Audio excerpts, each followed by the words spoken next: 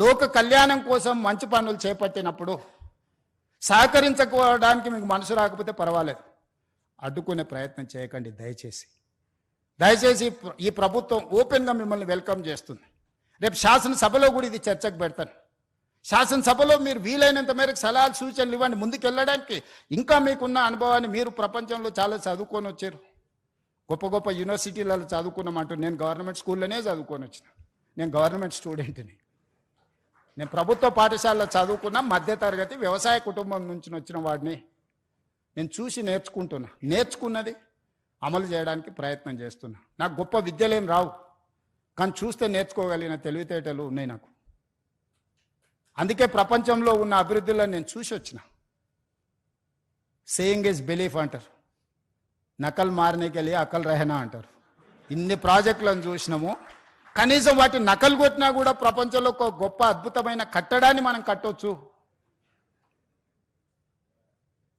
దీనికోసం పెద్దగా సైంటిస్ట్ కావాల్సిన అవసరం లేదు, కామన్ సెన్స్ ఉంటే సరిపోద్ది. అది కూడా లేకుండా మాట్లాడితే ఇంకా నేను చేయగలిగింది ఏముంది, జాలిపడడం తప్ప. నాకున్న అవకాశం ఏంది, మీరందరు సలహా చేయండి, మీరందరు తీర్మానం చేయండి. వద్దు ఈ ప్రాజెక్ట్ ఆపేద్దామంటే I don't have any issues. మీ అందరికి ఇష్టం లేని అభివృద్ధి నేనెందుకు చేస్తాను? ఈ అభివృద్ధిని చేసి నేనేం నాతో పాటు తీసుకెళ్లేదు ఉందా? లేదే. ఆర్టీజీఎస్ కూడా లేదు పైకి పోయినప్పుడు ట్రాన్స్ఫర్ చేసుకోవడానికి. పోస్ట్ డేటెడ్ చెక్స్ ఇచ్చినా కూడా పైన పోయినాక ఎన్కరేజ్ చేసుకోవడానికి ఏం లేదు. ఏం చేసినా ఇక్కడనే వదిలేళ్ళాలి, ఏం సంపాదించినా ఇక్కడనే వదిలేళ్ళాలి. మీరు అందరు ఎవరన్నా ఏమన్నా ఫెసిలిటీ ఉంది భవిష్యత్తులో వస్తుంది అనుకుంటారేమో, చంద్రమండలం పోవడానికి అవకాశం ఉంది కాబట్టి సంపాదించింది పైకి పోయినప్పుడు ఆర్టీజీఎస్ కింద బదిలీ చేసుకోవచ్చు అని. I don't think so. A technology వచ్చినా అది అసాధ్యము. మనం చేసిన మంచి ఇక్కడే ఉంటుంది, మనం చేసిన చెడు ఇక్కడే ఉంటుంది.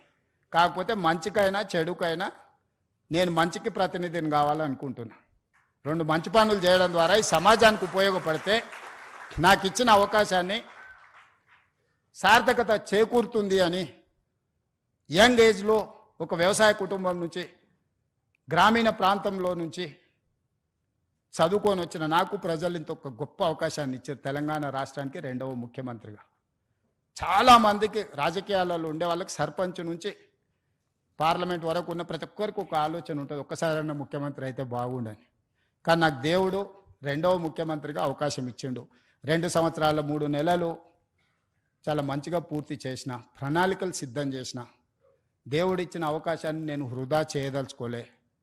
నేను స్ట్రాంగ్ ప్రాక్టీసింగ్ హిందూ. నేను ఫిలాసఫీని నమ్ముతా, కర్మ సిద్ధాంతాన్ని నమ్ముతానే. I respect other religions, but I follow my religion. నేను ప్రాక్టీసింగ్ హిందూని. ప్రాక్టీసింగ్ హిందూ అని అంటే కర్మ సిద్ధాంతాన్ని, మంచిని మంచు, చెడుని చెడు అనడమే ప్రాక్టీసింగ్ హిందూ యొక్క లక్షణం. అందుకే ఈరోజు ఈ ప్రాజెక్ట్ ఎవరికి వ్యతిరేకం కాదు. ఈ ప్రాజెక్టు ఎవరి ఆస్తులను గుంజుకోవడానికి కాదు. ఈ ప్రాజెక్ట్ అనేది భవిష్యత్ తరాల కోసం మనందరం కలిసి నిర్మించుకుంటున్న ప్రాజెక్ట్. ఇది నా ఒక్కడి వల్ల కాదు. ఇలా పవర్ పాయింట్ ప్రజెంటేషన్ చేయడానికి ఎన్నో రాత్రులు, ఎన్నో గంటలు, ఎంతో మంది ప్రయత్నం చేస్తే ఆ డీటెయిల్ ప్రాజెక్ట్ రిపోర్ట్ ఈరోజు సిద్ధం చేసినాము. దీన్ని ముందుకు తీసుకెళ్లాలంటే కూడా ఆర్థికంగా అన్ని రకాలుగా మీరందరూ సహకరిస్తేనే ఇది సాధ్యమవుతుంది. ఔటర్ రింగ్ రోడ్ ఎటు నుంచి అటు పోయినా 160 కిలోమీటర్ల, 80 కిలోమీటర్ల యావరేజ్, 70 కిలోమీటర్లు ఒక సైడ్, ఇంకో సైడ్ 91 కిలోమీటర్. కానీ ఇట్లా మీరు డైరెక్ట్గా వెళ్తే వితిన్ 41 కిలోమీటర్స్, 35 కిలోమీటర్, 41 కిలోమీటర్స్లో హైదరాబాద్ ప్రతి ట్రాఫిక్ జామ్లో నుంచి ఒక ట్రంపెట్ క్రియేట్ చేస్తున్నావు. చార్మినార్ నుంచి బయలుదేరితే నువ్వు ఔటర్ రింగ్ రోడ్ వెళ్ళాలంటే ఇప్పుడు సిటీ అంతా తిరగాలి, గంటల కొద్ది ట్రాఫిక్లో ఇరుక్కుంటున్నావు. ఇలా డైరెక్ట్ ఆ ట్రంపెట్ మీదకి వచ్చేసి ఫ్లైఓవర్ ఎక్కేస్తే, ఎలివేటెడ్ కారిడార్ ఎక్కితే, you wanted to go Vijayawada or any place, direct గౌరెల్లికి వెళ్ళిపోతావు. నువ్వు ఐటీ సైడ్ పోవాలనుకుంటే ఇటు వెళ్తావు. ప్రతి జంక్షన్లో ఒక ట్రంపెట్ క్రియేట్ చేసి మూసీ మీదనే వీటి అన్నిటిని చేస్తున్నాం. ఇదే కాదు, ఈరోజు data centres, construction, landscaping biggest activity in the state, particular in core urban region. Water లేదు, వాటర్ స్కేసిటీ, గ్రౌండ్ వాటర్. ఈరోజు జూబ్లీహిల్స్లో చాలా మంది శ్రీమంతులు ఉన్నారు. మీరు ఎంత శ్రీమంతులు అని ఉండండి, 300 ఫీట్లలో నీళ్లు దిగలరా? మీరు తెస్తురా? 1300 ఫీట్లు బోర్ వేసినా నీళ్ళు వస్తలే. నేను ముఖ్యమంత్రి, మా ఇంట్లోనే 1500 ఫీట్ల బోర్ ఉంది. నేను కూడా నీళ్లు పైకి తేలేకపోయినాయి. ప్రకృతి కంటే మనం గొప్పవాళ్ళమా? ఈరోజు ground water just like that డిఫ్లీటింగ్.